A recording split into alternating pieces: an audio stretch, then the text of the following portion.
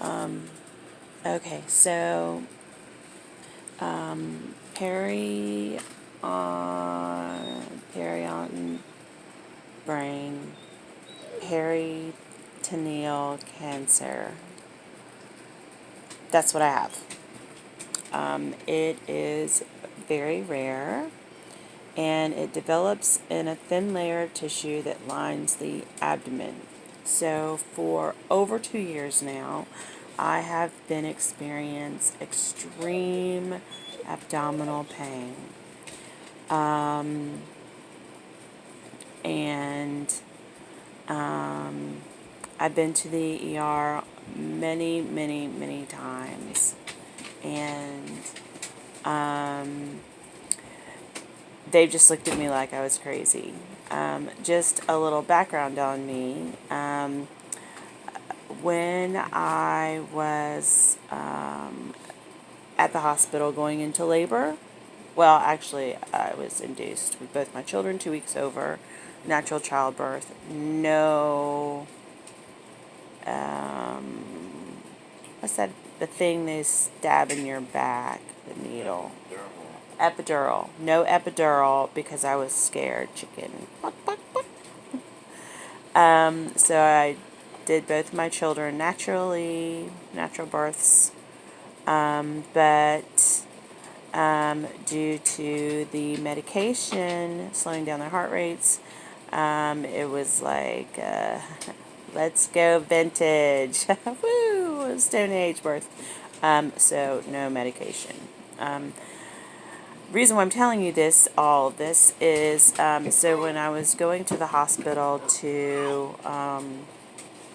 have my son, there was a lady in there, and she was very, very loud, and it was terrifying. And so I was like, oh my gosh, I don't want to scare anybody the way that she is scaring me right now.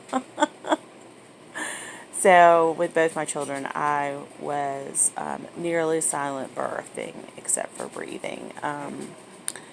And thankfully my mom went to the Moz with me, and that was really wonderful. So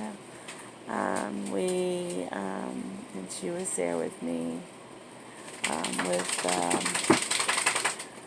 with both my children.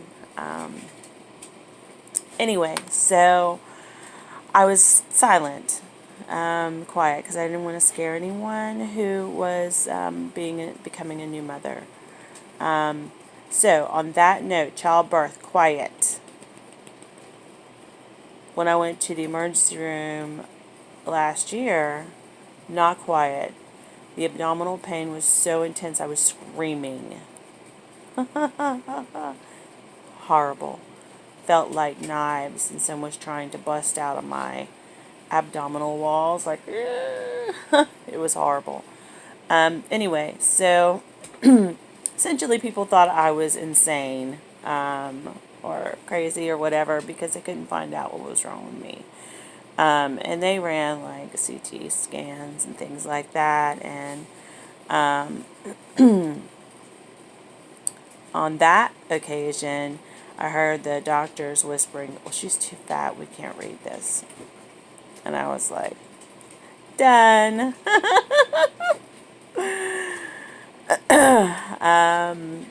Anyway, thank goodness this year I went in April to the emergency room, not Trident. I went to Somerville Medical, and there was a very good doctor there, and he ran some tests, and that's when they saw the cancer on my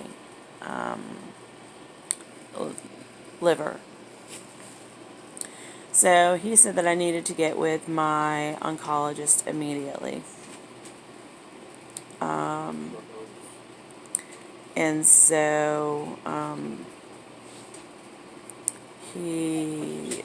okay, fast forward, doctor's appointments, biopsies, scans, blah, blah, blah. This past Thursday, I had an appointment with my doctor, and she got everything back, and that's when she said, that I have peritoneal cancer.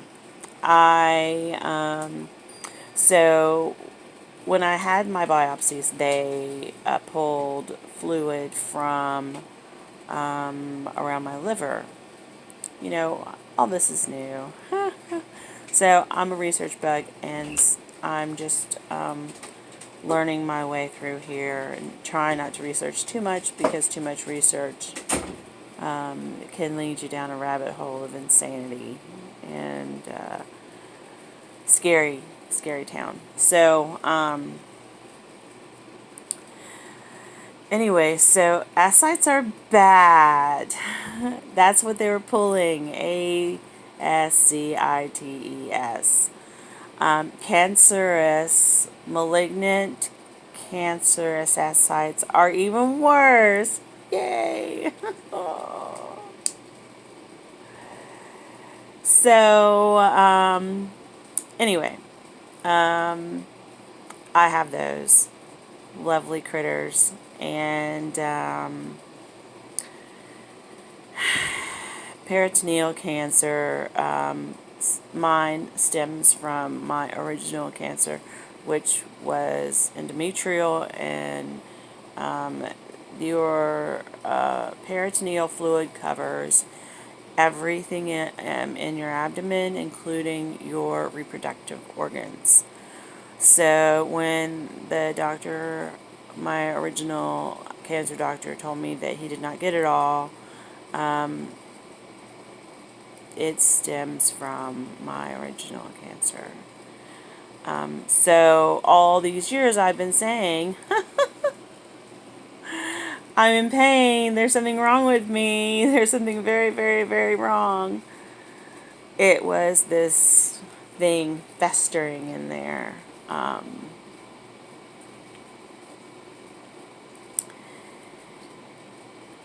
Anyway, it goes to the territory of this. It's not normally found until it's found. So some details on this.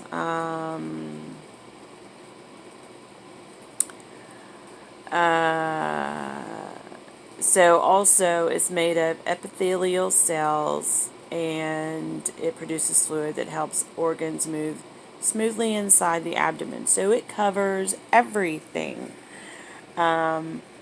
So when I was speaking with my doctor, the first thing, I'm ready. Let's just go. Let's just get rid of this. I know it's rare, blah, blah, blah, blah, blah. Let's just kill it. So I was like, I'm ready. Let's slice and dice. Let's get it out of there. She was like, no, we cannot do surgery. And I was like, why? I'm like, ready. Let's ding that bell. Anyway, she said that it would be, as far as my abdomen is concerned, it's on my liver also, but as far as my abdomen is concerned, the lining of my abdomen, it would be like picking grains of sand off the beach. Pluck, pluck, pluck, pluck, pluck, pluck. It's just too much. Whereas chemotherapy is like blowing sands off the beach. So that's why we're doing the chemotherapy. Now, there is the survival rates. So, it's very unfortunate that they can't do surgery, because that has the best survival rate.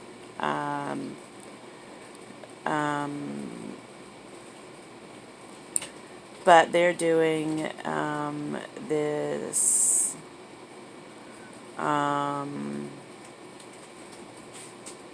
the HIPEC treatment, which is where they do the surgery and then they do like a bath, an abdomen bath of chemicals, is like the best one, because they get it all out of there, and then they basically soak your abdomen in this stuff, and gosh, time flies. Anyway, we're doing a targeted treatment with 2 different chemotherapy drugs, and they are called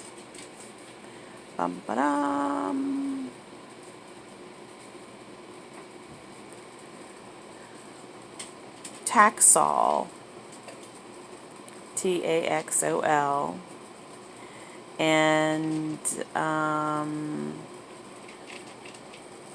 Paraplatin. So that's what we're going to be using every 3 weeks for 6 sessions. That would be 4 to 5 hours of chemotherapy and then about 2 hours lab, so 6 hours or so of per day, per session. It would be really wonderful if I could do the immunotherapy, because that has been proven to really give the best results, but that's in clinical trials right now, so it's not FDA approved. So we will find out if I can, it's depending on my ascites, that's the fluid that is malignant. Hey, these wonderful words. Anyway, so they'll let me know if, as I said in the other video. So I've been kind of skipping around that, the survival rate. My doctor wouldn't tell me my survival rate because she doesn't know.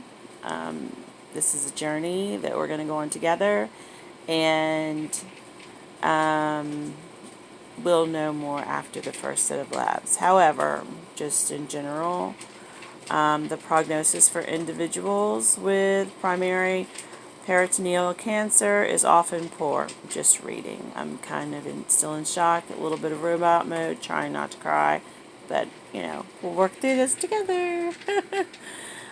Median life expectancy is 1 to 2 years with a range of 4 months to 5 years. I am going for the 5-year mark. Yes. Let's go. That's our goal, over and beyond. The 5-year survival rate is about 26%. Those are the people who get the surgery and that abdominal bath. But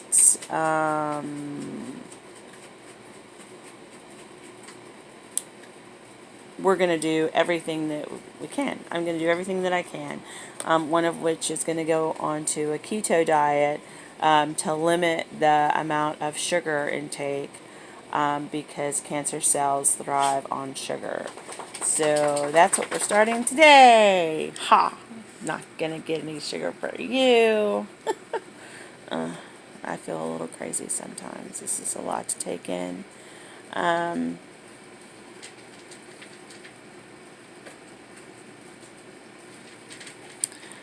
Not a lot of time, but I'm going to find the most amount of time doing research and spending time with my family. Coincidentally, the 25th, the 26th of last month, I lost my job. No insurance. Compounds, doesn't it? So I did some other research, and I found out that terminal cancer, ovarian cancer, this is definitely, you can get approved for, I believe, immediate SSI. Which also I emailing over some paperwork over to the financial aid lady. She'll have that on Monday to help with, or maybe cover all the cost of this monster thing that is happening. Thank goodness my mom has been helping. Love you, Mom.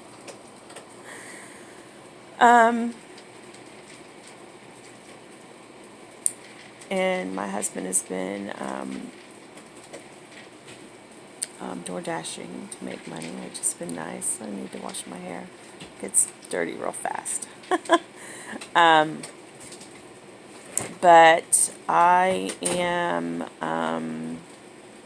oh, and I'm also going to get in touch with I found out that there was a social worker at the hospital.